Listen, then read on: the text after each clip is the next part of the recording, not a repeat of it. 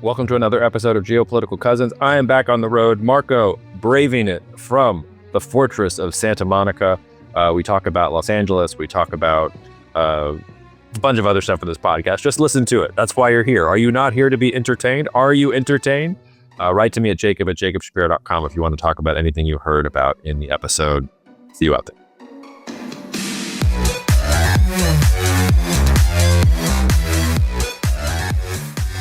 All right, listeners, he's emerged from his bunker. He's warding off protesters and lime-infused Molotov cocktails, ICE agents, Dr. Phil, the Marines, Marko Papic, reporting to us live from the war zone that is Los Angeles. Marko, thank you for making the time. I know you're really risking life and limb here. I am, and I hope that all of our listeners understand, like, the sacrifices that we go through.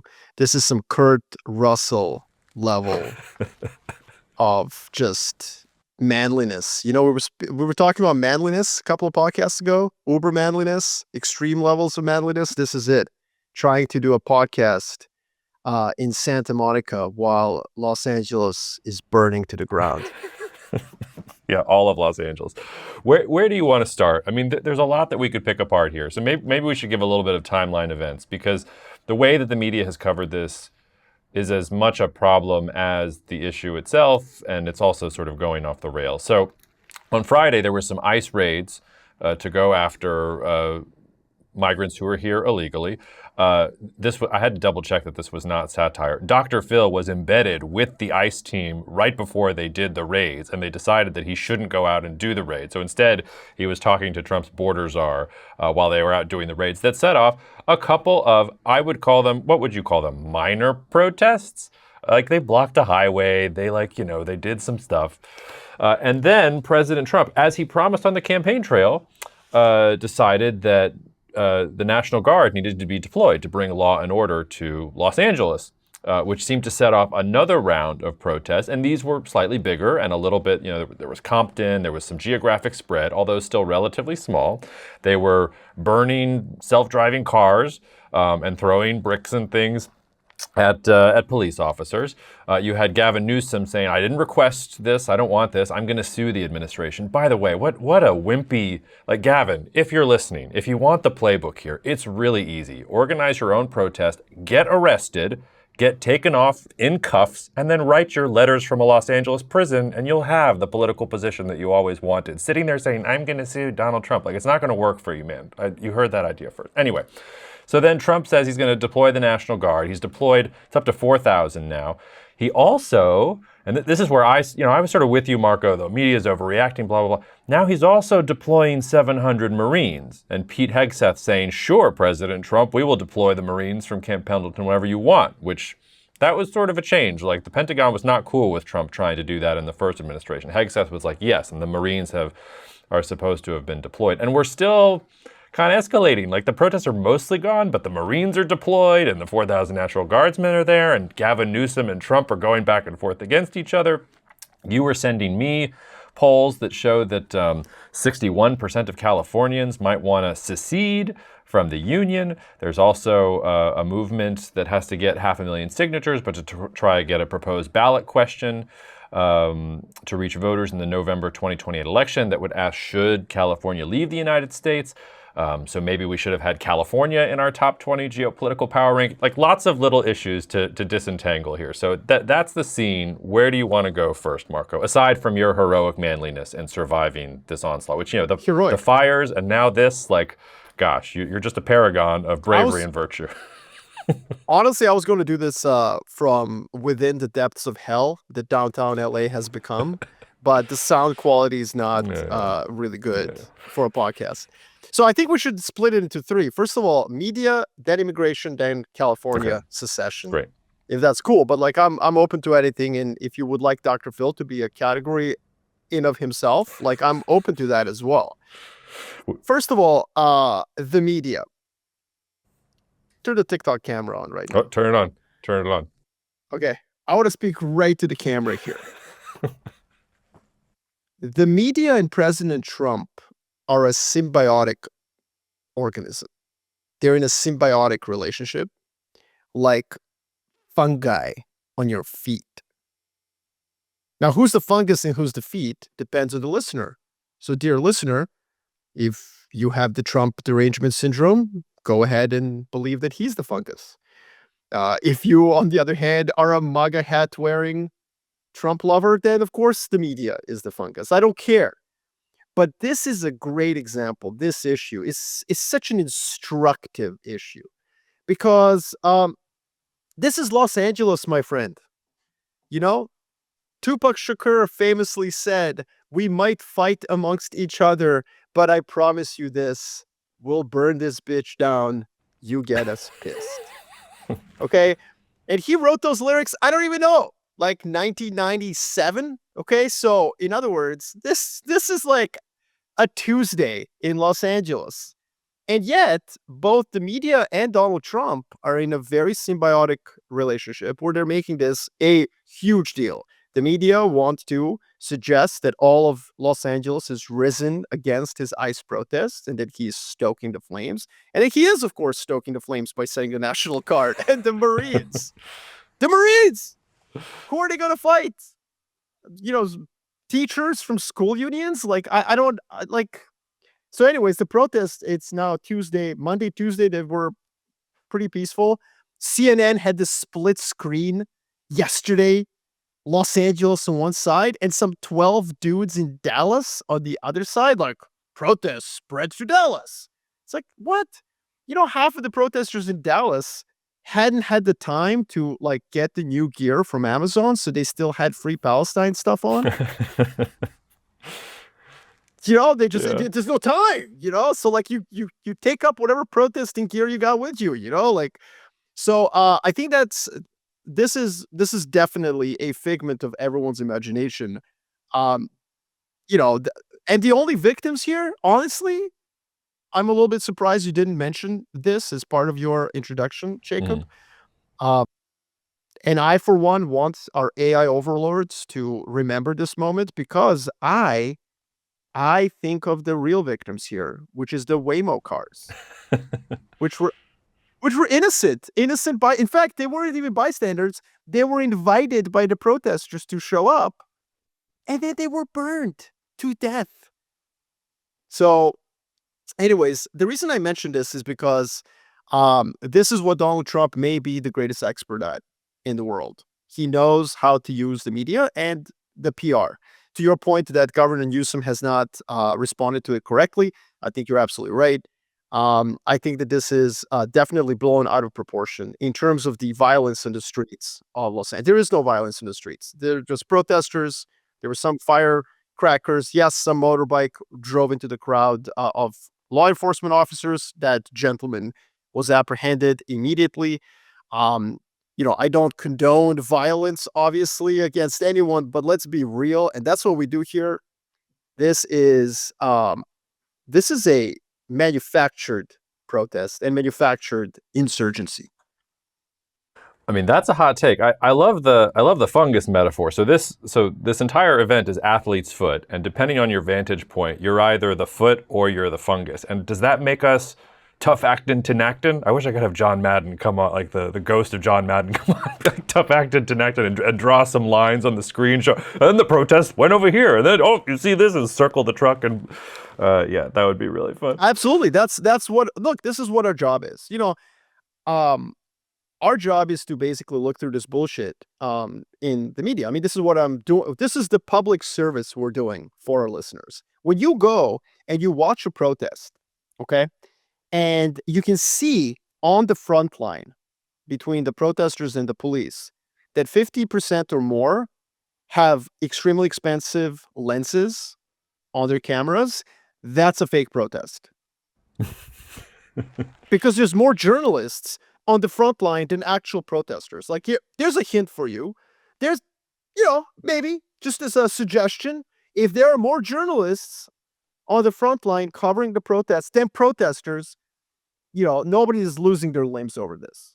And so so on one hand, that hot take suggests that President Trump is overreacting for political purposes, which is to which I would answer, duh. On the other hand, the liberals are also going to hate that hot take because it suggests that not that many people are actually protesting the ICE raids. Mm-hmm. Yeah. So I've left everybody feeling disappointed right now, and I'm sorry to disappoint everybody. Actually, no, I'm not. I literally live off of this. Yeah. Um, so yeah, I mean, like, look, and this takes me to the next part of this, which is this is a very difficult and complex issue. In that, on one hand, I think that most people in California, at least, are to some extent pro, like, they see the human side of illegal immigration, right? Like, I think something like 10% of all residents of Los Angeles, which is a lot of people, are undocumented migrants. Many of them have jobs, they work, and the entire society of the United States of America looks like closes their eyes to that. So it is technically illegal to. Did you know this? Did you know that it is illegal to hire an undocumented worker? However, the fines are really low.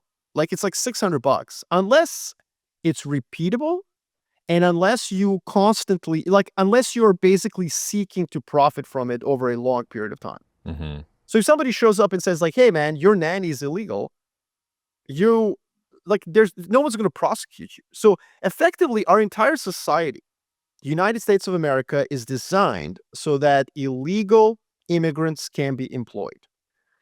And that's where there's a human element to this, which is that you could change that. If you want to end illegal immigration, yes, you could build a wall. You could have moats, put some alligators in them. Like you could do all of that. Have turrets with AI to just shoot people. Like you could do that. Or you could jack up the fines for hiring illegal immigrants and actually enforce that. Enforce it. Put Americans into jail. Americans. Like Americans. Put Americans with farms. Right? Like farmers. 30-year jail sentence for hiring an illegal immigrant. You want to be tough on illegal immigration, then you could solve it in a second. But we don't do it. Why? Because effectively the country profits from it. So that's where you can make an argument that there is obviously the entire society is set up to not fix this problem. And then poor people who have come here, who have come from far away, cross deserts, dealt with various, abuse that comes along the way, paid their life savings to come to America to profit off of this society we've created where we allow them to work, even though they're not documented. Whereas other countries don't do that. Like, good luck getting a job in Switzerland if you're illegal. As an example, Yeah. you have to present your papers at the point of employment. So we don't really do that. We don't enforce that. On the other hand, President Trump was elected democratically with a majority. And I would argue the number two issue, number one was inflation. I have data to prove this too. Number one was inflation. Number two was immigration. So he was also elected to deal with this issue. And one of the ways he's going to do it is to deport illegal immigrants. And so it's a really tough situation, Jacob, because on one hand, the people who are here illegally, the vast majority of them are clearly just responding to a demand that we have in our society in the United States for their services. We've invited them effectively to come here and work illegally, and we don't enforce our own laws on employing illegal immigrants. So you have a lot of compassion. You're like, hey, man, like, they're here because we employ them. On the other hand, President Trump is not breaking the law when he actually enforces immigration laws in the country. So can you really protest against it? And so that's where this is a conundrum. And it's one that can really only be solved with legislative acts in Congress, where Republicans and Democrats have to sit together and effectively they have to give the Republicans what they want, which is a giant, beautiful wall. I say whatever the Republicans ask for, make it bigger, make it shinier. Like, no, I mean, if you are sitting here in 2025 and you're still against the wall, I'm sorry, I don't know what to tell you, but that's clearly what's going to have to happen. Like, just, I would just say, like, if Republicans want a 20-foot wall, make it a 70-foot wall. Like, let's go. On the other hand, the Republicans are going to have to accept the reality of the society, which is that we don't punish people who hire illegal immigrants because we kind of need them for various reasons. And we can get into the socioeconomic reasons why. But again, if the Republicans were serious about doing something on the demand side, they would talk about it. They would talk about how we can jack up jail sentences. Instead of slapping a business with $600 per migrant you've hired, $600 per migrant? Come on. You know? Like, you could just say, hey, CEO of this chicken farm in Idaho, oh, you donated all this money to Republicans? Cool story, bro. You're going to jail for 30 years. Oh, your business is unviable because Americans don't want to work in chicken farms or pick strawberries? Like, yeah, too bad. 30 years. Jail sentence. Boom. Done. So this is where I think the only way to solve this issue is that it needs to be legislated, and both sides are kind of wrong because neither side is really solving the problem at any point. Yeah, I mean, we might as well be waiting for Bigfoot to come, because if you look at poll after poll after poll since the late 1980s, a majority of Americans have said, yes, we want immigration law reform. And this is before you get into the super polarized days of the 2000s, like, no, since like the 1980s, since like Ted Kennedy and John McCain and some of these others were wandering the halls, like, Americans have wanted that and they haven't got that. And it goes to show you, there's this concept called effective polarization where, I forget who, I'll have to apologize to the researcher who did this. I'm pretty sure he was at Yale. Anyway, the notion being that actually when it comes to the issues, Americans are not actually more or less polarized than they've ever been. It's just that we demonize the other side and then we put in the most polarizing voices in positions of power. And they get their power from being angrier and accusing the other side of other things. But before I want to get back to the immigration point, but I don't want to leave the media thing just quite yet. But wait. Okay, go. Wait. If I can just, that's not entirely correct, right? Like that we haven't had any legislative acts. We did actually. And here is where, if you are a liberal critic of Donald Trump, here is where we do this podcast for just normal people who are at a barbecue having a beer with an uncle, right? Like, this is what it's about. This is what we're arming you with tools. If you're a Republican, we'll arm you with tools to make fun of your liberal friends. If you're liberal, we'll arm you with the tools for your Republican uncle. So if you're liberal, here is where the argument ends. Honestly, this is where you just end it. Anybody who says anything, you just go and say, hey, look up why the bipartisan bill collapsed in early 2024. There was one. And then Donald Trump did say to his allies in the Senate, don't sign on to a comprehensive bipartisan way to solve this issue because I need it for the election. Yeah. Now, again, he won the election fair and square. He's a democratically elected president of the United States of America. And if a democratic elected president of the United States of America wants to enforce federal law, with federal law enforcement, I don't know what to tell you.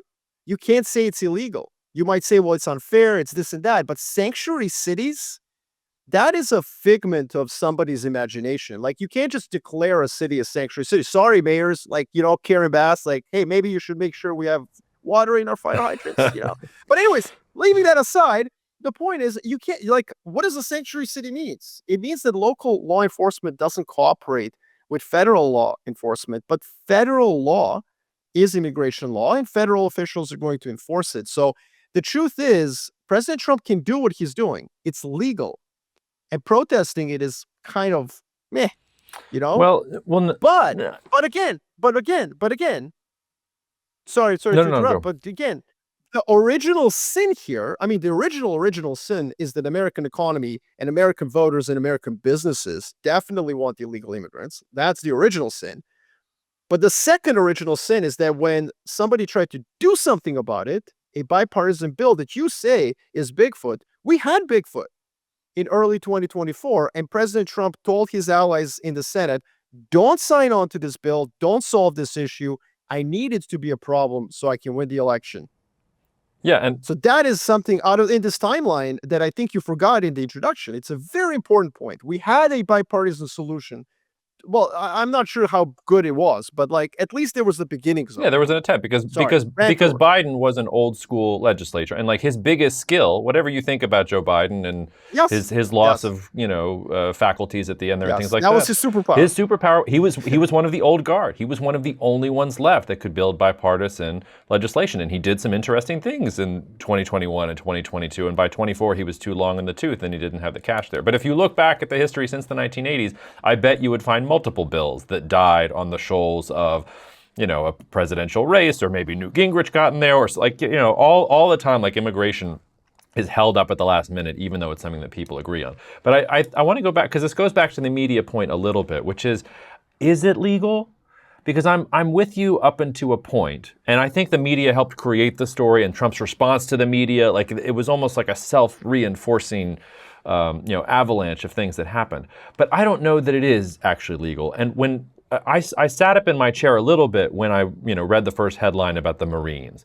Then I was like, okay, now we're sort of like National Guard, like I can sort of get on there. It's not perfect. Like the last time the Insurrection Act was invoked was 1992 in Los Angeles for the Rodney King protest, and George H.W. Bush sent, National Guard troops to Los Angeles. That was taken with the governor's request. But Trump isn't even using that. He's using something called Section 12406 of the U.S. Code, which gives the president the authority to call members of the National Guard of any state into federal service when, quote, there is a rebellion or a danger of a rebellion against the authority of the government of the United States. And the president can do whatever he wants to repel the invasion or suppress the rebellion. This is not an invasion or a rebellion, so we're already like on extremely shaky ground. And that's the National Guard. That's not the Marines. And you start talking about the Marines, and I'm starting to think about the Rubicon, like literally the Rubicon, and the deployment of Roman soldiers against Roman citizens, and like, what the F is going on here? So go. Sorry. Okay. So two things. First of all, to just clarify what is definitely not illegal. It is definitely not illegal for law enforcement officers of the federal government to enforce federal law. Yes. What I mean by that is that going around and picking illegal immigrants and putting them in jail, like, sorry, that's legal. The federal government, like, again, why did America close its eyes for 45 years to this? Because everyone profited from it, effectively. This is how we've built this country. And we don't have the laws, really. We don't enforce the laws against people who hire. Again, you cannot, in most countries in the world, and one of the things I want to do on this podcast, because I suspect our audience is going to be almost overwhelmingly American, and hopefully that will change over time as we piss off enough Americans that they don't listen to us. Just kidding. No, but like, I just really want to always use examples from the rest of the world. Illegal immigration is an issue everywhere, but really only in America does the society close its eyes so much to this reality that it allows the country to go on hiring illegal immigrants. I can't tell you how many places in Europe you face serious consequences for employing an illegal immigrant.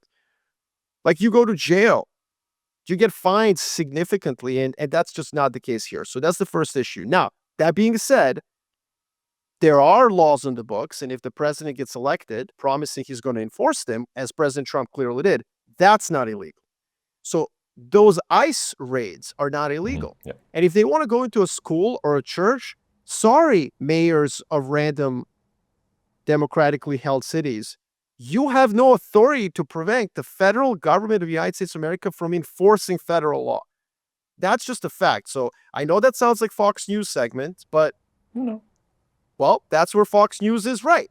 Now, to your point, deploying National Guard over, 14 people calling in poor Waymos and torching them is obviously ridiculous. The LAPD is probably the most competent law enforcement on the planet in handling protests because, as Tupac Shakur correctly surmised, we tend to blow stuff up in Los Angeles quite often. That's just how we celebrate national championships in basketball and so on.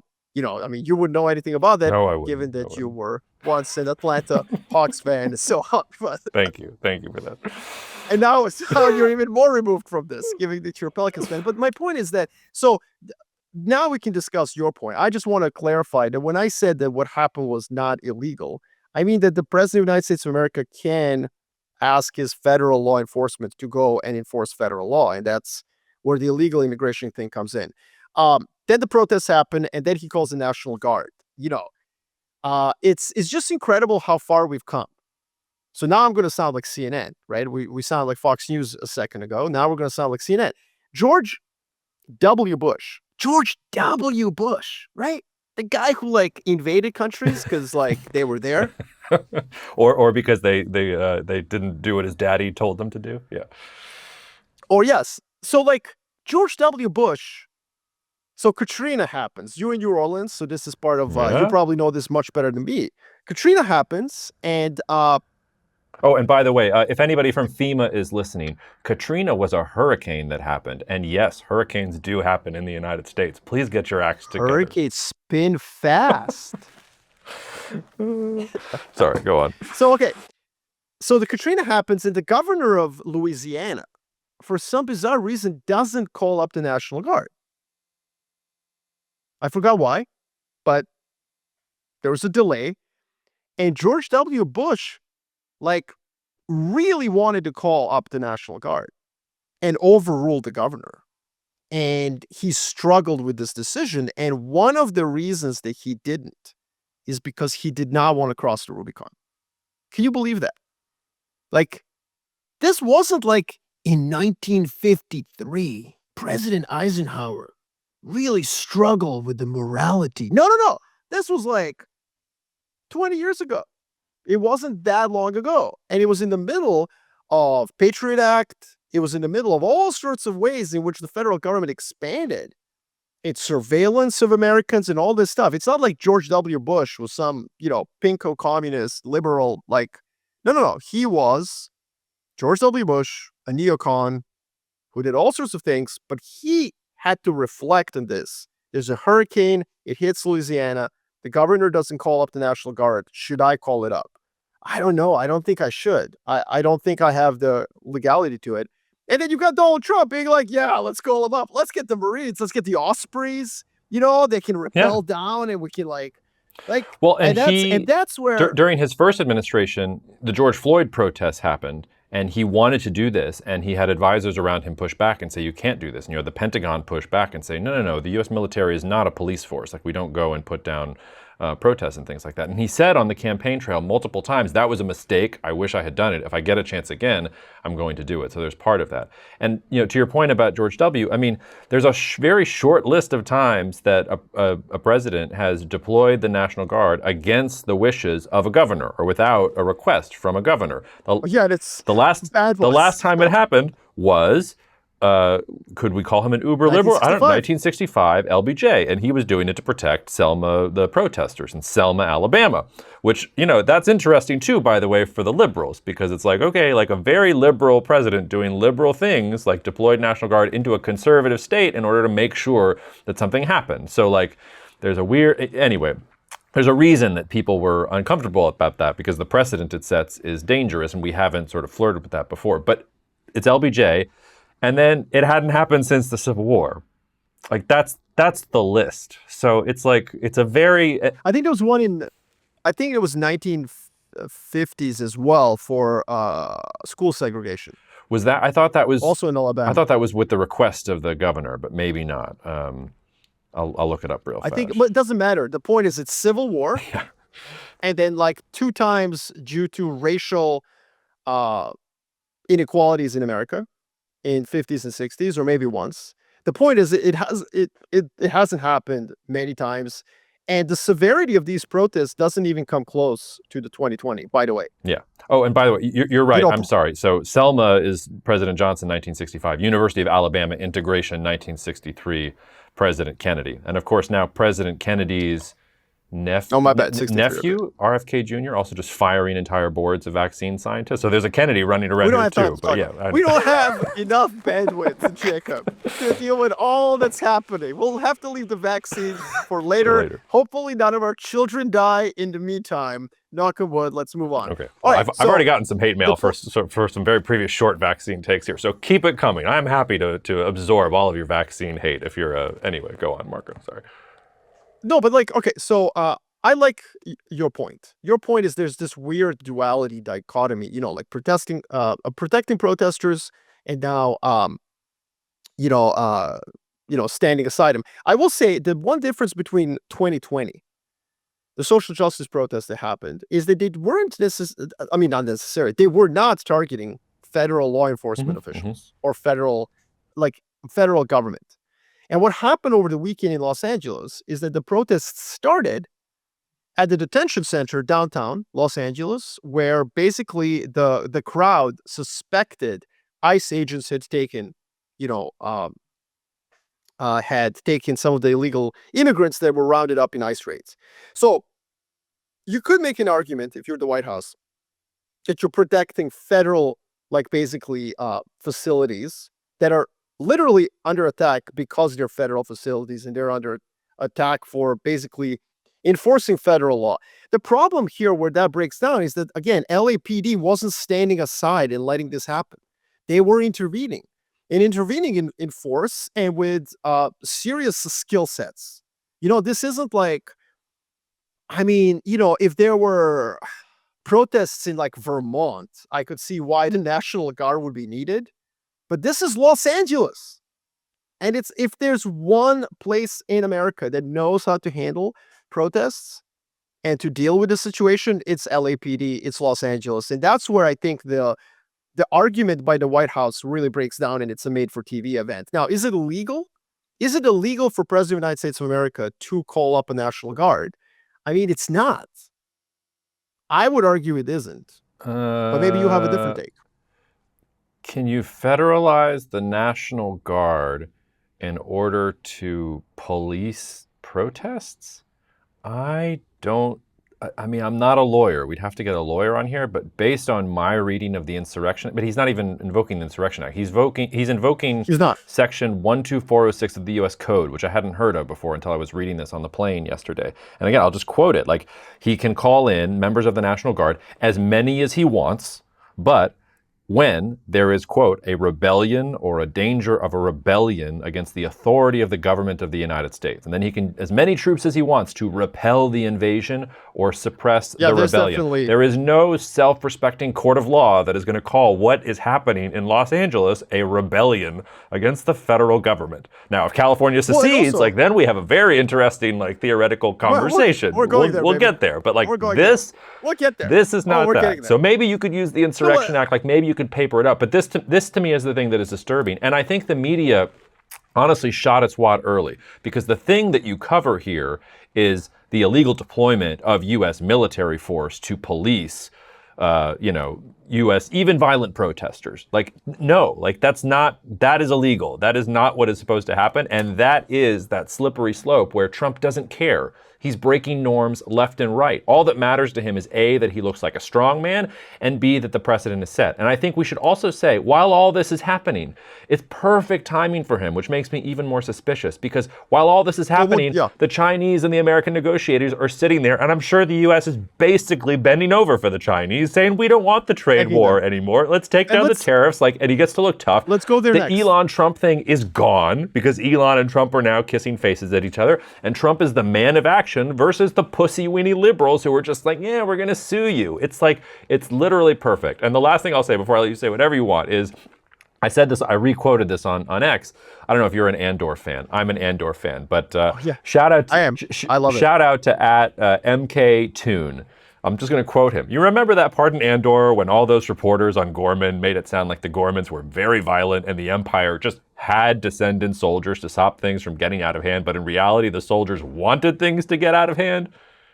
Yeah, starting to sound like a little bit of a false flag, isn't it? Because the worse this gets, the more he can deploy, the more he can be the man of action, the more he can pull the wool over the eyes of his supporters who could look at what's happening in London right now between the U.S. and China and just see total capitulation. That's what I'm expecting. Anyway, so sorry, go. No. Thank you for that. And I just want to say one thing. To be fair to Trump, the National Guard were not deployed to control protests. For the most part, they stayed protecting the building, the federal building. So, to be fair, you could argue he's augmenting.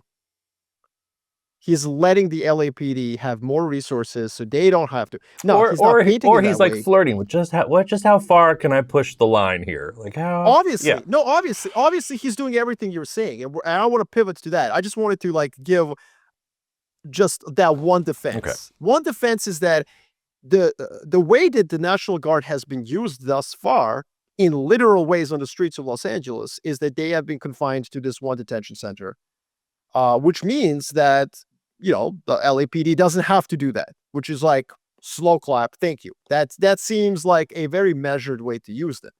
And so you're getting the national news, like, oh my God, the Marines are in Los Angeles, but they have no role in actual crowd control. Now, moving on to your points of why the timing is perfect, because we need to go there.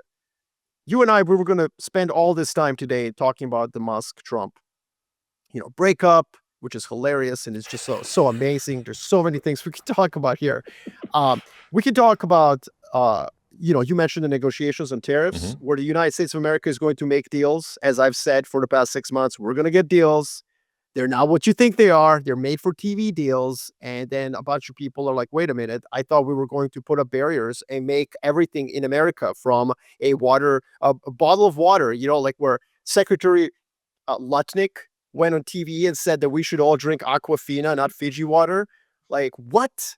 Oh, yeah. You do realize, like, what are you talking about, man? And that we should grow bananas in the United States. I know that we're supposed to be objective on both sides. I can't with Lutnick. He's such a frickin' moron. Sorry. Listen, you don't have to be. I'm going to be objective. Okay. I'm going to be objective because you know why? The best takedown of Secretary Lutnick is a Republican Louisiana senator who I'm sure you're. Yes. I was just jumping out. Thank you for saying Kennedy? this. It was great.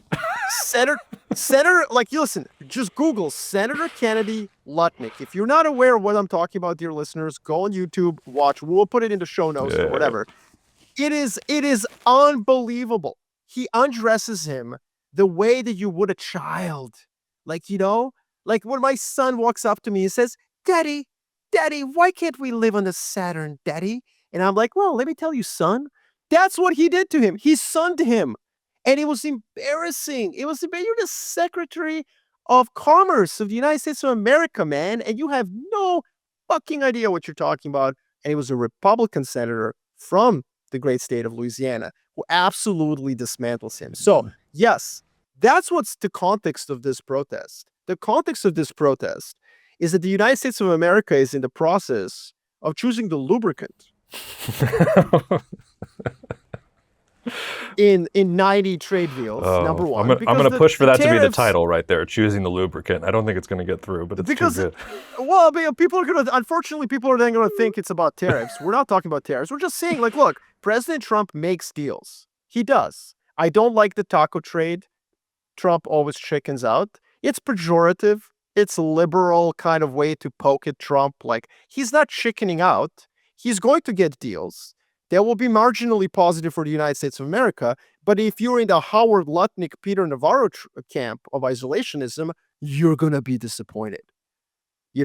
Like, sorry, Bannon, the Bannonites are going to lose.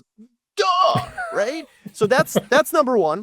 Then your other point was, you mentioned the tariffs, then you mentioned Elon Musk. Yeah. Like, right? Mm-hmm. This was supposed to be the administration. Trump is empowered by the richest, smartest man alive, who is kind of like, ooh, but like, hey, he's cool, right?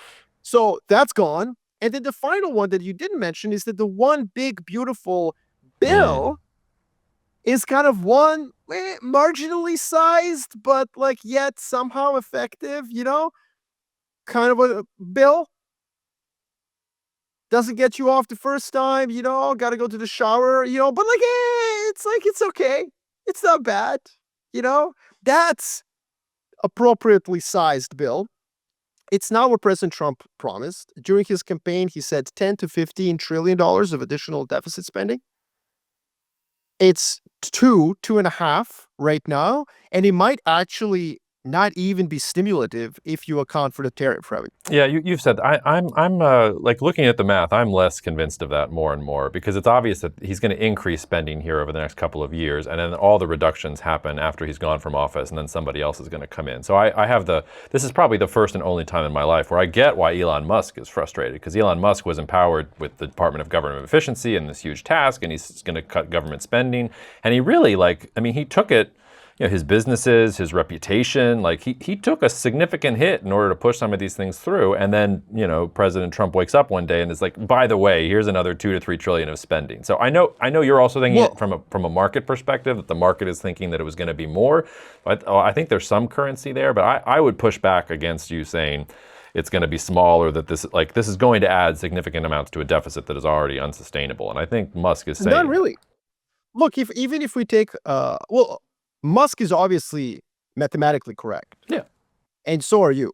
Like, you're mathematically correct. They will increase the deficit. But if you look at the chart of the deficit, what this bill does, it takes it from 6.5% to 7.5, and then it stays there for the next 10 years.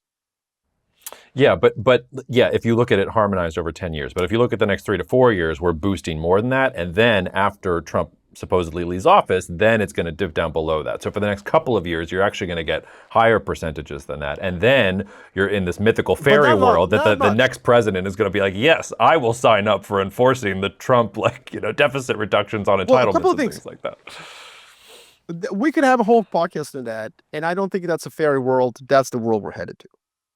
Like, the political zeitgeist of the country is moving away from wanton spending. But even in that interim, like, if we focus, it's like it goes to like 7.5%, 8% deficit. It doesn't blow up.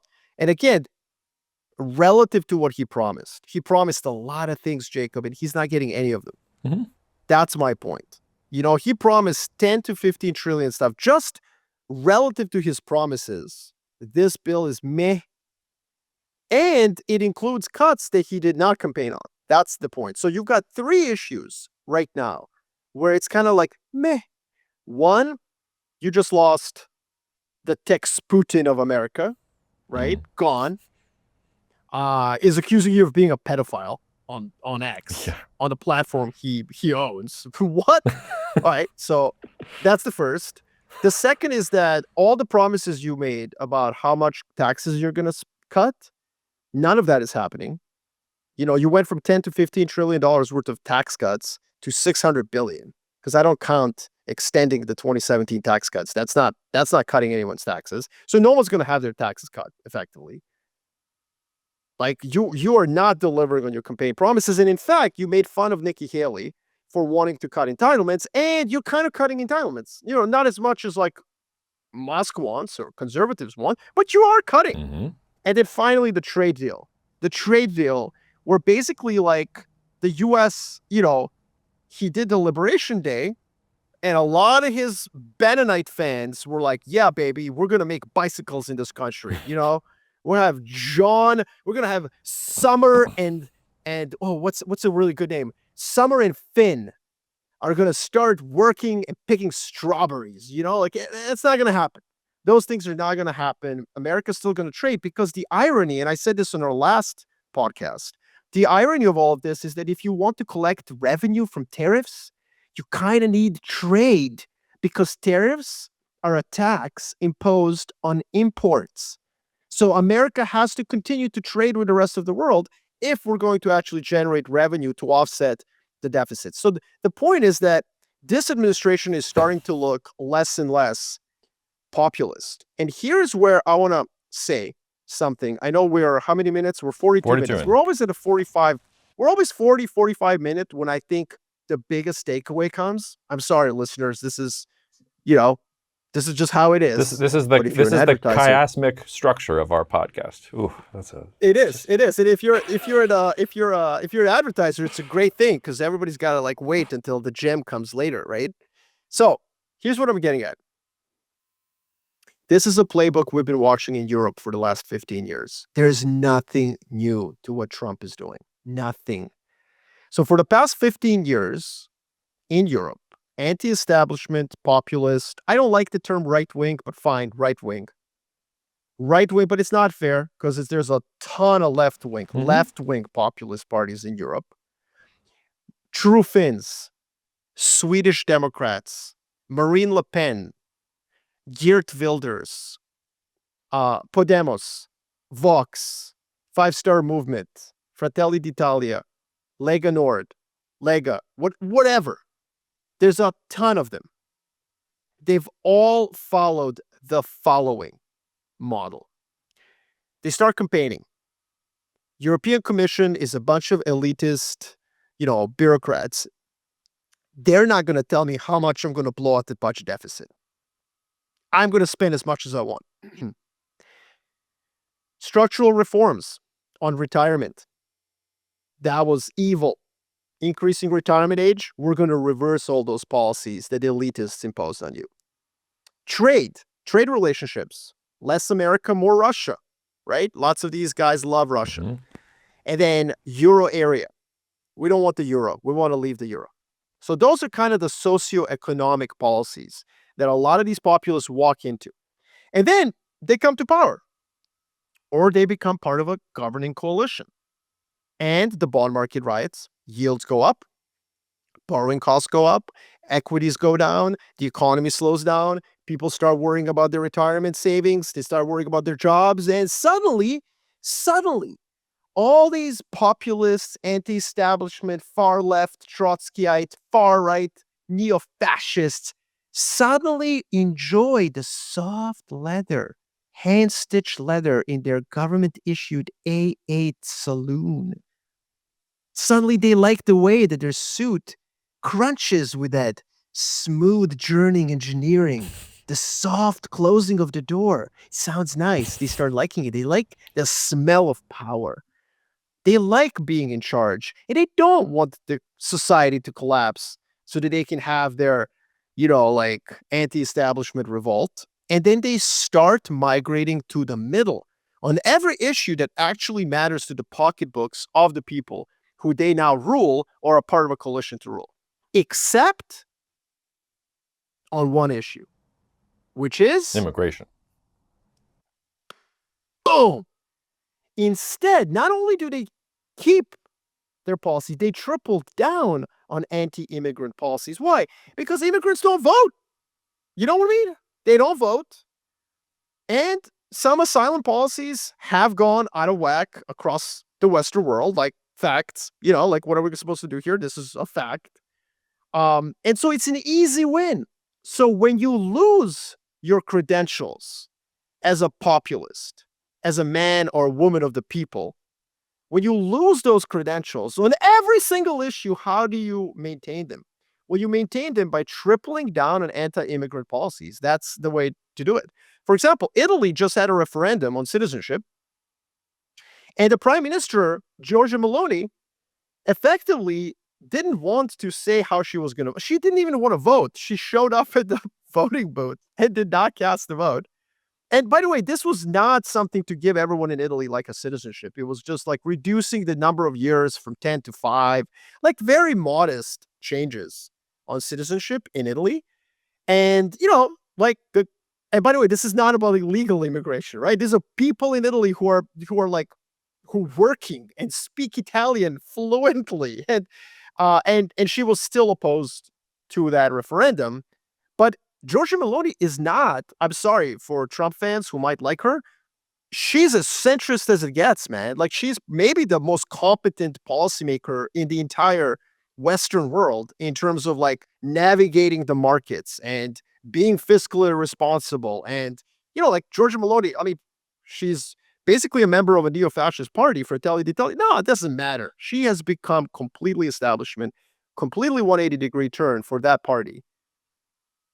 Even on Ukraine, even on foreign policy. Well, she's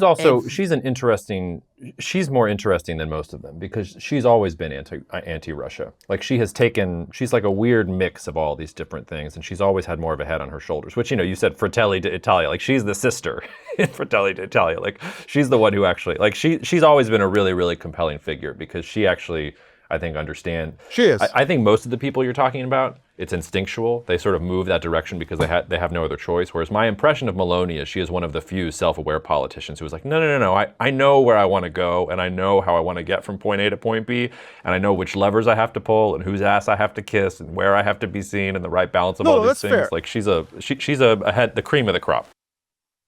But and at the same time, on immigration, very anti-immigrant and very successful in pursuing that. So I agree with you. I think what we should do, by the way, for one of our next segments is we should rank policymakers. Yes, we should. Yeah. Like trade value. Yeah, trade value. Trade value. Right? I can't wait. If you could trade your president for another leader. God, that's so good. Let's do that. We got it. I mean, I'm gonna announce my first pick right now, Giorgia Maloney. I think she is absolutely crushing it on like the way she plays Trump. I mean, she's just like so good. She's so good. Now, the point still stands though. We've seen this for 15 years in Europe. Like, I work with investors and clients in finance, and they come to me, and for 15 years I've had to answer this stupid question, will Europe collapse? No, It won't. It will not collapse. They're all faux populists. Faux. They're faking it. Except Alternative for Deutschland has not actually changed its policies on a lot of this stuff, but a lot of these other parties have. And I think that we might be witnessing, and this is how the protests in LA might be profound, Jacob. We might be witnessing actually a shift in the Trump administration. This may allow, so you're making fun of the Trump administration when you say like, hey, all this chaos is going on and they are sending the National Guards to LA. What I see it as almost as a positive, because it allows the big man to be big. It allows the populist anti-establishment, White House to pretend they're still populist and anti-establishment, but actually they start cutting deals Yep. that a lot of liberals are going to make fun of President Trump for.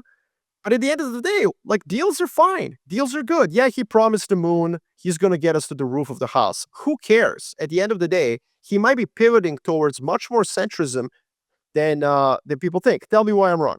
No, Take the other side. Well, I'm not going to take completely the other side, but I have sort of three things to throw in there. The first is just an aside. You're right about AfD, but what's been interesting about the German context is that the CDU, CSU basically took that part of the AfD, the part that would move to the center, and was just like, okay, we're going to take that for ourselves now. So you can sit out there with the crazy shit, and now the CDU, CSU has rebranded sort of more, like has taken those things. So it's like an interesting centrist party that is, and we'll see if it works. The other thing on the deals is, and this is, one of those areas where things make sense up to a point, and then it becomes farcical again, because there are these U.S.-China trade talks coming. You and I have both been on this, that this is going to be something that gets done sooner rather than later. Meanwhile, the U.S.-Japan trade talks continue to be absolutely abysmal. They just had their fifth round, and the Japanese negotiator came out and said, we've agreed, let's see if I have the quote, because I want to get him exactly right, because it was such an amazing quote. We have not found any point of agreement on anything. They're not agreeing on absolutely anything. And that's like your closest ally there. So there was also that reporting about how they literally paused a trade negotiation because Lutnick and Bessent, and I forget who the third one was in the room, but somebody else was in the room too. And they had to pause because Jamison Greer, the U.S. Trade representative, they were all in the room negotiating with the Japanese, and they had different positions. So they had to tell the Japanese to stop for a second so the three of them could go figure out what they were actually talking about. There's just kind of an insanity there. But I want to go back to the point about immigration. And this is actually on my mind because we haven't said this yet. The Willamette River is behind me. I'm in Portland. I'm speaking at a forestry event, timber event here in Portland in just a couple of hours. And as you might imagine, this is a big issue for them, not because immigrants are cutting down trees or anything like that, but because the timber industry is thinking about real estate and home construction over a 15, 20-year time horizon. And it's been a really good last 15, 20 years, in part because in the early 1990s, you had a lot of immigrants come to the United States, and even the illegal ones, eventually they stay here, and eventually they want to live in houses. And so if you have population growth, if you're pro these sort of cyclical things, you want to have lots of natural births, but you also want to have lots of immigration. So if you look at the early 1990s, mid-1990s, you could say, oh, well, natural births were falling a little bit, but still relatively high, and you had all these immigrants that were coming to the United States. So you get this period where there's going to be a lot of demand for lumber over the next 15, 20 years. Now I'm supposed to go to this audience and tell them, well, so they want to know, over the next 15, 20 years, what are you thinking about these things? And not all of, I'm going to make some contrarian arguments to them about why they should be optimistic, but most of the data sucks. And this data that really sucks is U.S. demographics, because U.S. births have fallen off a cliff. And we actually had a really high number of international arrivals last year, but it's making up for a couple years of none. And you can imagine after the travel ban and President Trump tripling down on immigration, that these things are going to go away in general. So I think it's easier for the Europeans to crunch on immigration, in part because, they have, it's the gift that keeps on giving. Angela Merkel lecturing the rest of Europe on being moral because they aren't taking their migrants. And also the nature of those migrants. Yes, some of them are just hard workers, but Europe's a lot more exposed to jihadists that are coming up through the Middle East or things like that, or folks that are, not bringing tangible skills, but are literally just looking for anywhere to go. Whereas the US, sorry to be crude about it, is getting a higher class of migrant that is coming to the border. You're getting in countries in South America, whether it's Ecuador or Colombia or Venezuela, like people who are skilled and educated and very good at what they do and escaping regimes that have become authoritarian or they've lost their political position. And so they're coming to the United States and they can do like everything from your menial labor all the way up into some of these things. And I guess the point I'm just making is like, it seems to me that President Trump, it's even with the deals that he's making, it's not going to look good for the U.S. economy. And if you're going to triple down on immigration too, which has always been a U.S. superpower, our ability to attract the best, our ability to integrate them, and you're going to sort of knock that out too, like then all of the growth figures over the next 2, 3, 4 years and even longer look really bad. So I think that's the pushback. The pushback is not that the playbook is not going to go the way that you think it is. I think that's exactly right. And I think that President Trump pulled a rabbit out of his hat because he gets to be the law and order president now, and he's going to go after immigration, and he's got lots of support for that. But in doing that, combined with all the other things that he's done, like it just seems to me that like the U.S. macro picture goes from worse to worse every single day. Because if you're not going to fix this thing, and like you're going to have interest rates going up, and the dollar is going to continue to decline, and you just put the macro picture together, it starts to look very grim. So I guess that's the pushback. Yeah, I mean, look, that might be the case if President Harris was in the White House too. I think that not necessarily on migration. Yeah, I mean, the problem on migration is that... And not on trade. Well, I don't know. Not on trade and not on migration. I'm not saying President Harris would have been great. I'm sure she would have had her fair share of mistakes. They would have been entirely her own, but they wouldn't have been this cocktail of mistakes. Yeah, so I agree with that. It's just that, like, I think you're speaking of secular issues that, I think there's a lot of secular problems that the U.S. has. The number one being that the deficit is too high, that the public sector is effectively crowding out the private. And I think that issue is truly bipartisan. Mm-hmm. If you're searching for a bipartisan, for a hope for bipartisanship, it's in the fiscal deficit. Like that's where it happened. But yes, no, what I would say is just that I think that when I say that President Trump can move to the center and kind of shove under the carpet some of his populism and anti-establishment rhetoric on trade, I think that this issue will allow him to do that. That's it. Now, that pivot doesn't mean that you erase the scars that you produced through the first 3 months of your presidency, or 6 months now. So yeah, I mean, for sure. Yeah, like and remember, he did a phase 1 U.S.-China trade deal in his first administration, and the Chinese lived up to roughly, I have the number right here, 58% of their commitment. AKA, it wasn't a deal, to your point. It was a TV deal. We sign a deal one day and we say there's going to be X amount of trade, and then there's not going to be. And if you look at how China's doing things, I don't think they're going to actually follow. They'll follow through on some things, but they're going to vertically integrate and create domestic champions and have self-sufficiency. The other thing, and I know you want to push back, but Robert Brooks had a really good, he had some really good data that he put out just this week, where he looked at U.S.-China trade, and it's down if you look over the first 6 months of the year. But you know where trade is up? Chinese exports are up. They're up to Singapore. They're up to Thailand. They're up on Vietnam. Trade is like water. So Chinese goods are actually probably still going to get to the United States. They're just going to come through transshipments markets. And unless you erect full, the 70-foot tariff wall on all sides of the United States, the stuff is going to get in. So even there, it's but my point is just that, yeah, those scars, I think, China's going to say one thing. And then in the meantime, it's going to be oh, and we're creating our own semiconductor industry, and we're creating our own biotech industry. And eventually, once we have these things and we don't need you anymore, you will encounter our Great Wall and you'll enjoy it. Well, so, okay, couple of things on that. I think that phase 1 deal was called phase 1 because it was phase 1. And I think that it could have been a great deal, but COVID happened. Yes, COVID. And I mean, and I know I'm parroting what President Trump says, but I'm parroting it because it is correct, objectively. And then Joe Biden took over and did not start any negotiations with China over any trade. In fact, he just kept putting tariffs. So why would it's just not fair to President Trump and Robert Lighthizer what happened with that deal. I mean, they negotiated a deal. China's not going to keep buying soybeans and natural gas in the middle of a pandemic. And then when the pandemic ends, there's a different president in the White House who doesn't engage them in any conversations at all. So why would they abide by the phase one deal? And this is somehow put on President Trump's balance sheet as his error. But why? It was the Joe Biden presidency that refused to engage the Chinese with any negotiations. Why? Because they were afraid that the Chinese would say yes. This is the irony of the Democratic Party. They cannot make a deal with China because if they do, any deal they make, even if it's incredibly good for America, will be seen negatively domestically because they will be seen as, defeatists and, basically not good enough of a deal. So what I'm getting at is that it was very difficult for the Chinese to abide by the phase one deal because they expected there to be phase two, phase three, and Joe Biden administration, they came in and they were like, nah, look, we can't domestically, we can't deal with you. So I think it's an unfair, it's an unfair argument that phase one sucks. And I hear this a lot. I hear this a lot from both conservatives who say that you cannot make a deal with China, but you also hear it a lot with liberals who both say that you cannot make a deal with China and that President Trump is weak. The second thing I would say is that I think that this is where the Bannonites are going to eventually self-immolate. This is where eventually the reality of the planet we live on is that you will absolutely have to continue to trade with China. Like, that's the reality of our debate that we had last time.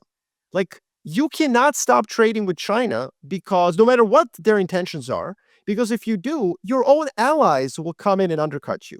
Like, France is not going to stop selling Airbus airplanes if you say China's evil and I don't want to sell Boeing airplanes. So America has to trade with China. It has to. The question is, how is it going to do that? And Donald Trump is, quite frankly, the only hope that the U.S. has to negotiate with China. Because the rest of the Republican Party is so full of national security hawks, but at an idiotic level, right? That don't want to engage with China at all. So people who think that buying a bicycle from China is a national security threat. Okay, so that's what I'm talking about. Mm-hmm. And then the Democrats who understand the mathematics, their problem is that they're politically extremely weak. So they can't engage China in meaningful trade talks because they're afraid of how to sell the deal they might make with China domestically. So it's funny, but Donald Trump is actually the only human being on the planet that can actually make a deal with China that's not halfway bad. And the reason I say that is that it's perfectly fine for America to keep buying Chinese goods. And yeah, it's perfectly fine if those goods are then, that revenue is taxed by the Chinese Communist Party and they build hypersonic cruise missiles with that revenue. That's how the world works. As long as America gets a fair deal where the Chinese are also buying US goods. And that's what the Lighthizer approach was. Phase one was like, hey, buy some of our commodities. I called it at the time pejoratively a medieval trade deal. Mm-hmm. What did America get from China? Like, oh, buy our soybeans. Woo, great. But the phase two is about, hey, man, you do not import any services from the US. That is where we have an advantage. The US has an advantage in services. You have an advantage in widgets and consumer electronics. Cool. We'll buy your consumer electronics, but you can't stop our, insurance companies coming in and doing an M&A with yours. Like Geico should be allowed to come to China, buy a bunch of, poorly run Chinese insurance companies and boom, there you go. That would be beneficial. So that's where I think that cracking China open could be very beneficial to the US and to the relationship. And I think that that's where he's headed. And that's why I think what's interesting is that negotiating with China first is a brilliant strategy. And here's why. Telling Vietnam that they're not allowed to take Chinese FDI, that's stupid. Vietnam is going to laugh at your face. So is Indonesia, so is Malaysia. This was the Stephen Miran approach. Like, people owe us for our liberty, so they're going to have to make a deal with us. Nobody owes America pretty much anything. Unless you're South Korea, Israel, Ukraine, maybe Estonia. Who did I miss? Japan. Taiwan. Germany. Japan is a nuclear power. I'm not even if they wanted to, they'd have nukes. They're fine. Look, my point is, there's very, very, very few countries in the world that can actually, U.S. can actually bully. And so what President Trump did, instead of going with the Howard Lutnick, Peter Navarro approach, he was like, okay, cool. You guys don't want to make a deal with us to keep our Chinese FDI out? Then I'll undercut you because I'll negotiate with China first. I'll make a deal with China. And so I do think that that is a smart approach. Now, does he have a lot of weapons against China? No.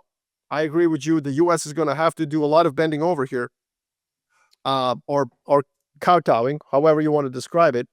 So that I agree with. But I don't think that it's stupid to make a deal with China. No, but I think you're onto something with what you said about immigration, because if you had asked me even 8 weeks ago, like the bipartisan issue that you could get both sides to agree on, and which it has been a bipartisan issue now since roughly 2015, is that China is bad.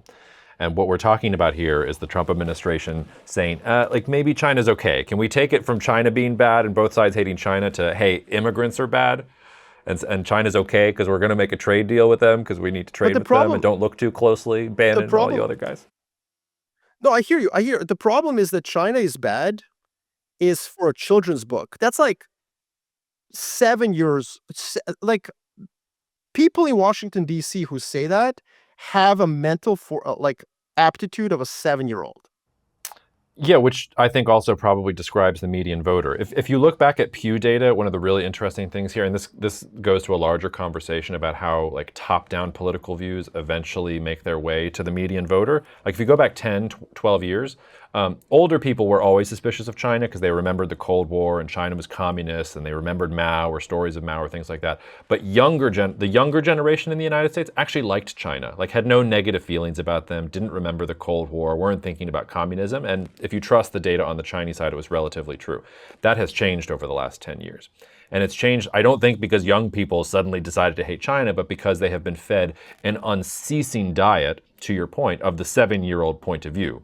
And it's one of the only things that they get any kind of bipartisan agreement from, which is China's a threat. And this has sort of been a refrain in U.S. politics for 100+ years, that China's a threat, and they were the original, not the original immigrants, but like, you think about what happened in the early 1900s out west with Chinese immigrants, and all of that sort of dynamic there as well. So no, I hear you. Yeah. So I hear you, but I would say two things. First of all, there can be a bipartisan consensus that, we should all go to the moon and live in its craters. But you cannot do anything about it because it's insane. And so what the United States of America has now found out over the last 8 years is that if we don't live in a bipolar world, if you don't have your allies supporting you, then saying China bad is vacuous. In the 19th century, people understood the reality of multipolarity, which is you can have an adversary and you still have to trade with them, because if you don't, your own allies will undercut you. This is a very important game theoretical dynamic that, quite frankly, I described like 6 years ago. People thought I had 3 heads when I described it. It's been correct. U.S. has continued to trade with China. Actually, it's increased its trade with China over the last 5 years, despite a consensus. Why? Because you cannot unravel this relationship quickly. In fact, you trade with your enemy in a multipolar ordering of the world. Because the French, the South Koreans, the Japanese who are right next to China, supposedly at risk of war with them, the Japanese are not going to stop selling goods and services to them. And that's because geopolitical power is based on material wealth. And to accrue that material wealth, you need to actually trade with your adversary. So I think that China is bad meme. It's a meme. It means nothing. And you cannot actually do foreign policy or trade policy based off of it. Well, no, if it meant, on the other hand, if it meant nothing, then he wouldn't have to do the pivot to immigration, because like his base and a large swath of the American electorate does think China is bad. And he's been selling that since the first term. So he does have to do some PR management around that, because if he's going to make a deal with Xi Jinping, he has to at least, and it doesn't have to be much, like he has shown that he can do it fairly easily with the MAGA crowd and his supporters, but he does have to just say like, hey, I got the deal. Like he kowtowed to me. Like I'm the guy. China's with us now. Like they made the deal. Like they have to make that move. The second thing I would say to you, and this is more controversial, but I think that the American view of China has peaked in terms of how negative it is. And actually the Pew Research, I'm looking at it right now, the Pew Research study that you point out, it basically, negative view of China was, it was 50 negative, 55 negative, 35 positive in 2014.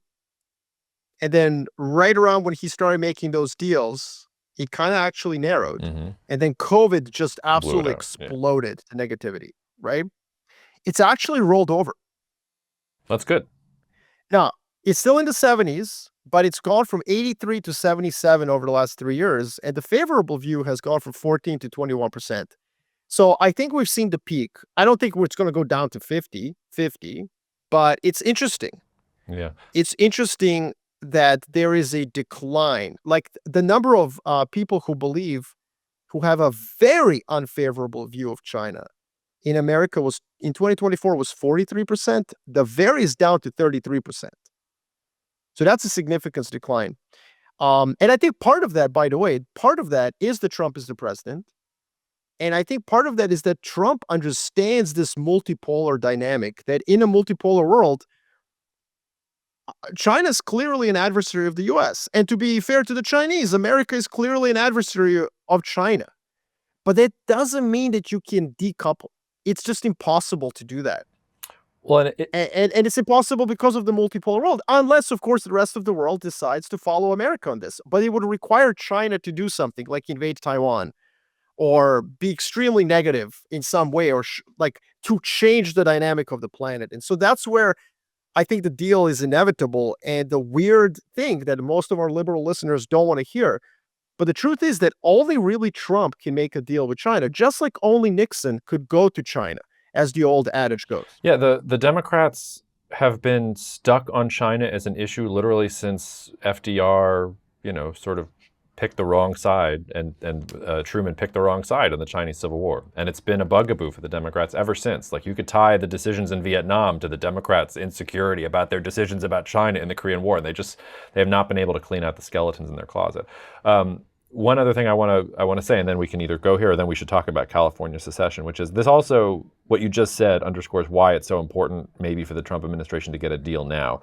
I reject the notion that he thinks the world is multipolar. I will go with you that he has an instinct for where power is and that he can see that China is a big power and he needs to interact with them. But I don't think it's like intellectually codified that way. I think it's just instinctual. But you're right in the sense that the U.S. and China, they're trading more. In an absolute sense, it's going much. And that China is actually a bigger share of U.S. exports in a lot of different areas than it was even 5 years ago. But that's not true for China. China's been reducing its dependence on the United States. So even as it imports more, the U.S. share of some of those things has gone down. So if you're looking sort of since 2008, the United States has become more, dependent is the wrong word, but more exposed to exports and trade with China. And China, while it's still huge, it's still a huge vulnerability, enough that they have to make the deals. Like, they have to be at the table. They have to make a deal here too for the things that are going on in their economy. But the graph is going in the opposite direction for them. They have been successful at very slowly diversifying from the United States, finding other export markets, building up vertical champions. So if you keep going, if you extrapolate out, the United States is going to become more dependent and China will become less dependent, which, to your point, is maybe why the United States really has to say, look, like, this is our last, it's not so much about, it's only Trump can do it, but this is the last moment where maybe you have enough leverage to make the Chinese take you seriously in a trade negotiation. Like, this might be the last chance, because if you don't do it now, 5-10 years from now, there's probably not a deal that you like that is going to be had. Just to be clear, though, when you look at that data, a lot of their FDI is going into Vietnam and Mexico so it can access US. Yeah. So it goes both ways. It goes both ways, right? US trade imbalance with China has massively corrected. But its trade balance with the rest of the world continues to be negative because this is all Chinese trade going from Vietnam and Mexico. So but that means also for China that final demand for China is not changing yet. The final demand remains in the US and Europe for their goods and Japan. So, and especially because they have not done anything to boost their consumption. Mm-hmm. True geopolitical sovereignty. Like, if Xi Jinping is listening, turn the TikTok camera on. Okay. And very appropriate that it's TikTok camera. Yeah, very. President Xi, you want to be independent? You want to be sovereign? Then you need to do what you don't want to do, which is boost consumption in your own country. Overcapacity, overproduction, the stuff that rankles the West, the fact that you don't import enough Western goods, this is all a product of an unbalanced macroeconomic feature of China, which is that people don't consume enough. And so what I would say to you, Jacob, is that China hasn't really shifted where the final demand is coming from. It's still America and Europe. They have just kind of like diverted it, but the final demand is still there. And also their own demand internally hasn't been supported. Now, the irony here is that as China boosts its consumption, which I think it will have to just because of macroeconomic imbalance, as it does that, you might say, they're going to buy more Chinese goods and so on. But like, nah, I think they'll still buy more. Like, if they boost their consumption as much as I think they need to in order to become truly sovereign, they'll still import more from the US and Europe.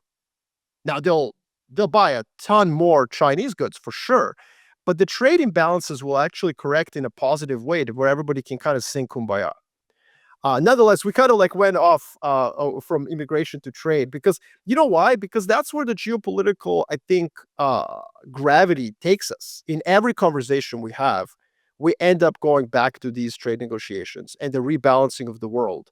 And I think that it's just you can't escape it, right? We started talking about immigration and what's going on in LA, but we can't escape talking about this issue because it's so important. Well, this is the great, I mean, geopolitics has plenty of blind spots, and if you only use geopolitical analysis, you will get some things wrong. But this is the great virtue of geopolitics in the way that it cuts across disciplines and connects things that on the surface don't seem connected. Like there is absolutely an inextricable, have you seen, I would challenge listeners, if anybody has seen anyone analytically tying what's happening in Los Angeles to the US-China trade deal, like deal making that's happening, like that is the first place my brain went. And all I'm seeing from the media is, oh my God, it's the end of Los Angeles as we know it, and the United States is coming apart. That seems like, no, all of these things are interconnected.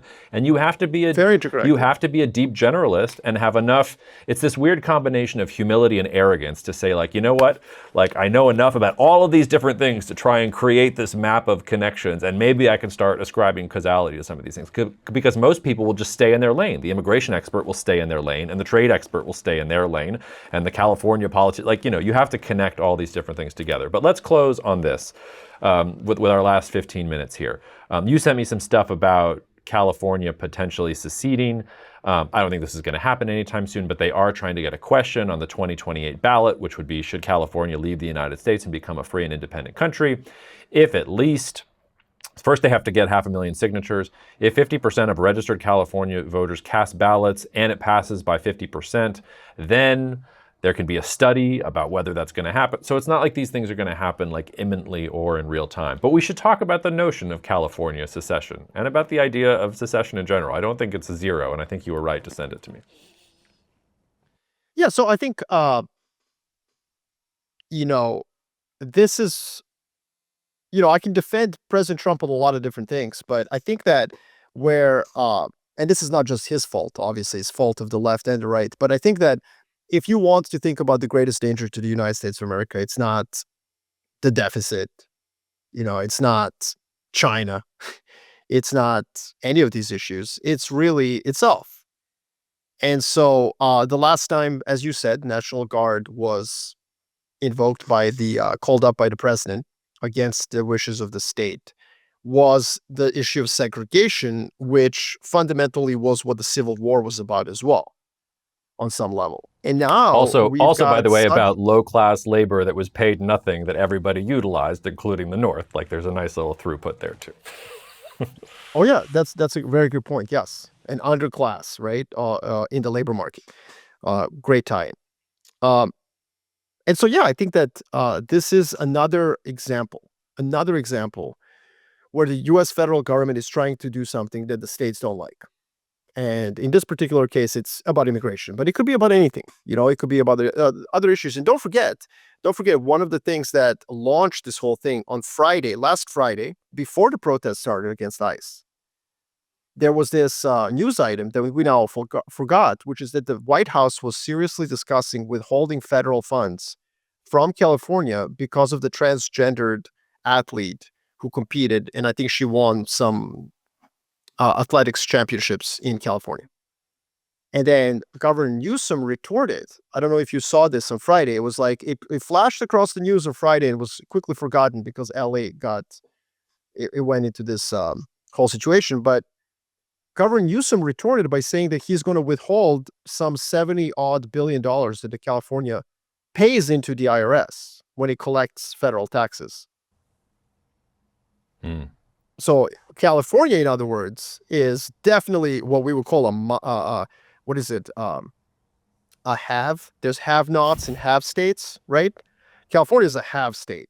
And I know people love to make fun of California, but boy, do we make money here. Well, not just Like, California. don't I mean, Los Angeles is, I had this data pulled for this, for this. It's the second largest city in the United States. It's the 24th largest city in the world, just ahead of Moscow.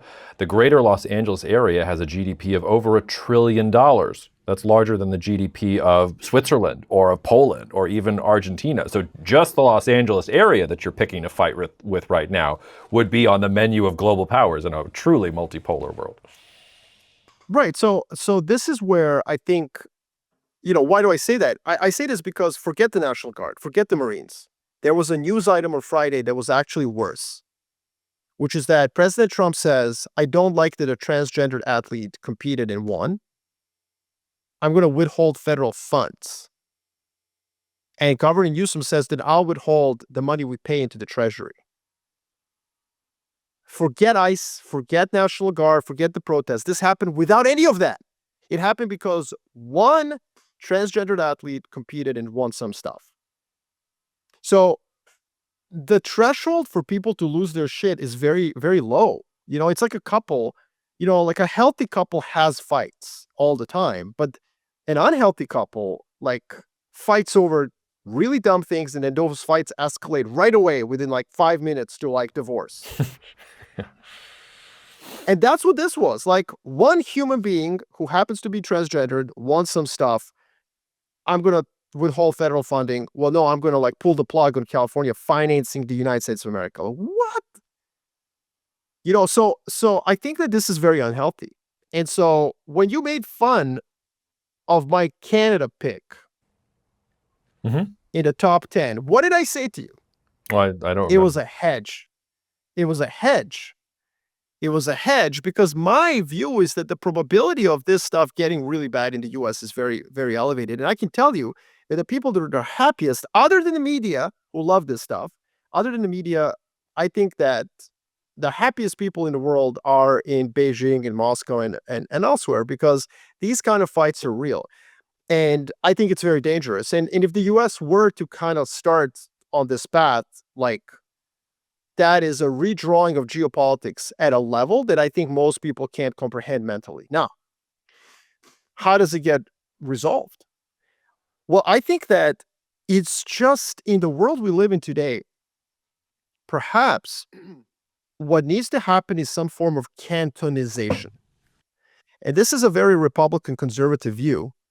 Traditionally, it was a Republican conservative view, but I think President Trump has obviously become far less about states' rights because he controls the federal government. But in Switzerland, the cantons have massive power. Massive power. In fact, the federal government has very little power.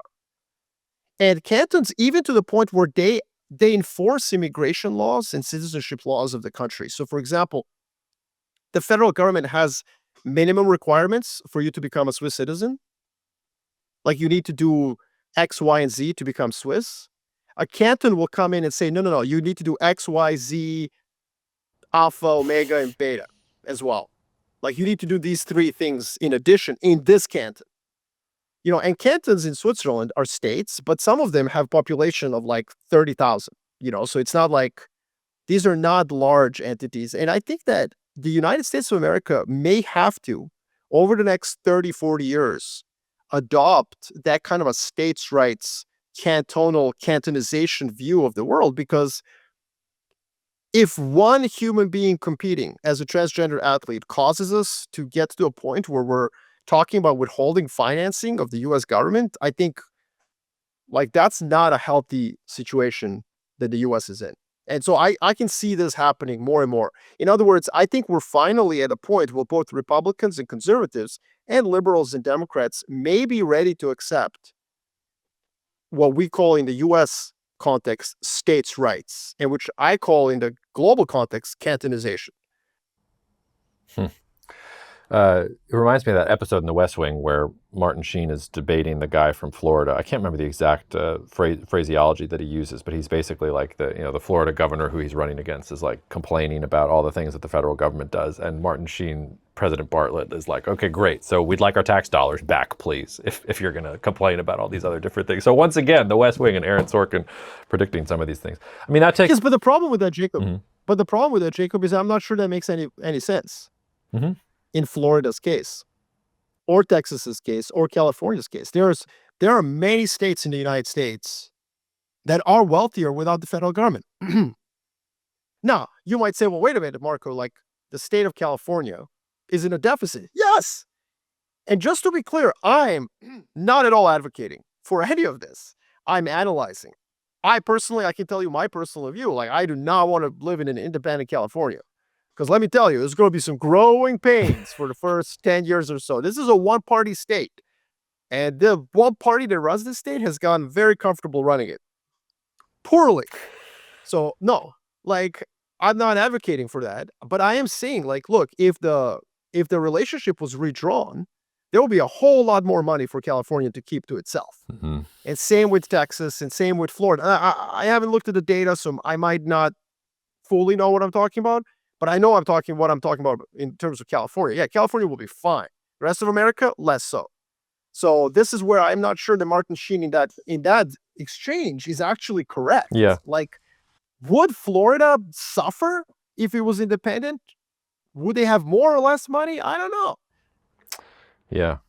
And I mean, your Canada pick, I'm still going to go after your Canada pick because it's ironic. The way that Trump is treating Canada has led to this like creation of Canadian nationalism. But like Canada has the same issues internally. In some sense, some of them further developed. But maybe the way that the United States is much further developed is like doing these things is actually Quebec, creating a stronger Canada.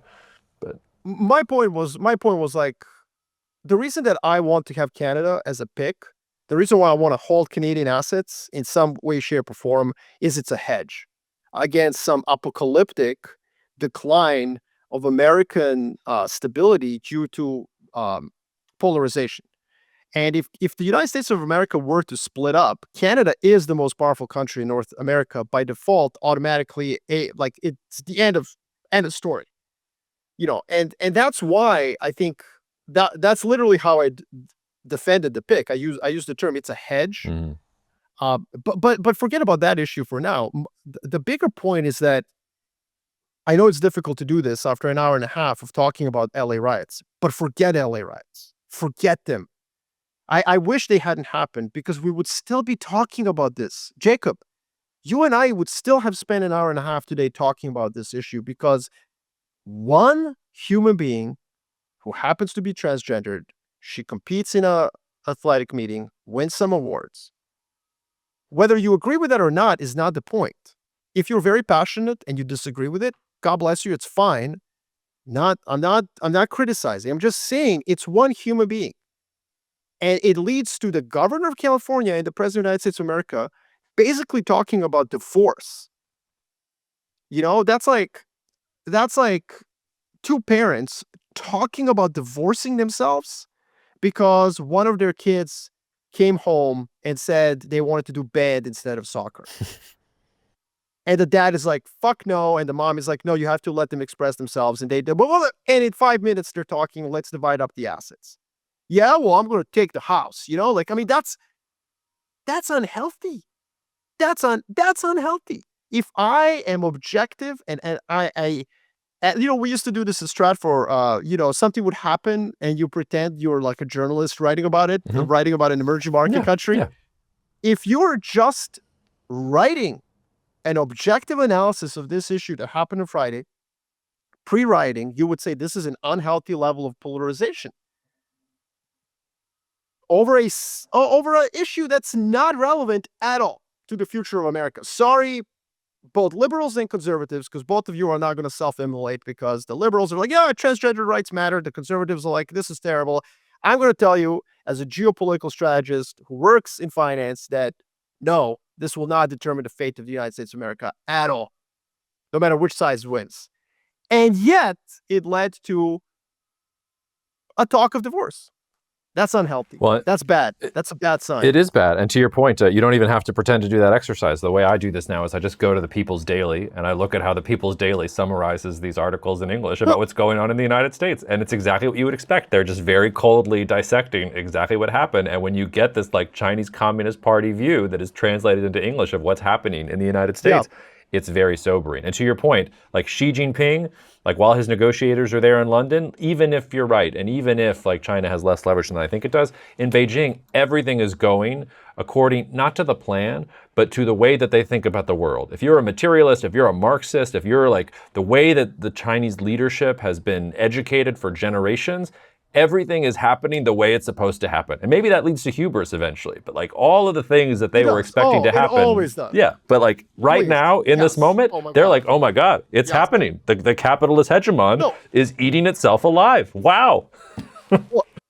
Well, and just you know, like I know we're pushing 1.5 hours, so like I do like to tie everything with a sports analogy, yes, but our Lord and Savior, the one to whom we bestow all of our gifts and prayers, Bill Simmons, the great, he often talks about body language, right? He's the body language doctor. He calls himself the body language doctor. For those of you who don't know what I'm talking about, Bill Simmons, podcaster, historian of basketball, we're modeling our analysis of geopolitics to his analysis of basketball. And he will often say, I watch the bench. When I go watch the game live, I'll watch the bench. And I'll watch during timeouts. Are all the players engaged? Are they high-fiving? Are they talking? Do they have passionate side conversations about what happened in the game? You know, and it's so funny. It's such a qualitative analysis, has nothing to do with data, empirics. It goes against the grain of sports analytics. But he says, like, look, this really matters. Chemistry really matters. And there's nothing better than body language. You know, a bunch of dudes playing a sport, man, like body language is going to come into it, you know? And that's what we're doing here. Like, yeah, we can talk about National Guard. Is it legal? Is it not? History. We can talk about trade, tariffs, policy, this multipolarity, blah, blah, blah. At the end of the day, like, it's a really bad sign that the body language of the United States of America is where it is today. And if you're sitting here listening to this and saying that's Donald Trump's fault, you know what? You got your head up your ass. It absolutely is not his fault. He is a symptom of the fact that that's already there, right? So like, it's not his fault. You know why that's important to say? Because whether you love him or hate him, once he's gone, it's not going to get better. And I think that that's very dangerous, and it's dangerous for investors. It's dangerous for people in the U.S., and I would say it's also dangerous for countries around the world.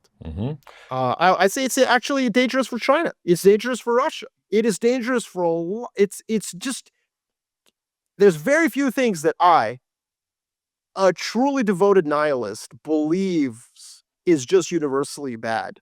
But the idea that the United States of America dissolves, or there's a federal state sort of fight, I think that's universally bad. It's going to create a vacuum. It's going to create potential jingoism and revanchism, and it's just genuinely a bad place to go. Well, on that rosy and optimistic note, anything else you want to tell the listeners before we get out of here, Marko? We'll come back next time with our trade value leaders, our trade value leaderboard. That sounds really fun. Should we do that for next week? Yeah, let's do that for next week. I'm ready to roll on that. Yeah, we have enough time? Yeah, of course. Yeah. All right. I'm ready. I mean, you already had your first pick, which I'm fine. You can have Georgia. That's fine with me. I'll get. Wait. I flagged that in the press conference. Maybe. Okay. Maybe. Let's see. I just want some time. To go over it and see. But yes, that's awesome. In the meantime, Marko, stay safe. I know it's very difficult. Thank you. I appreciate it.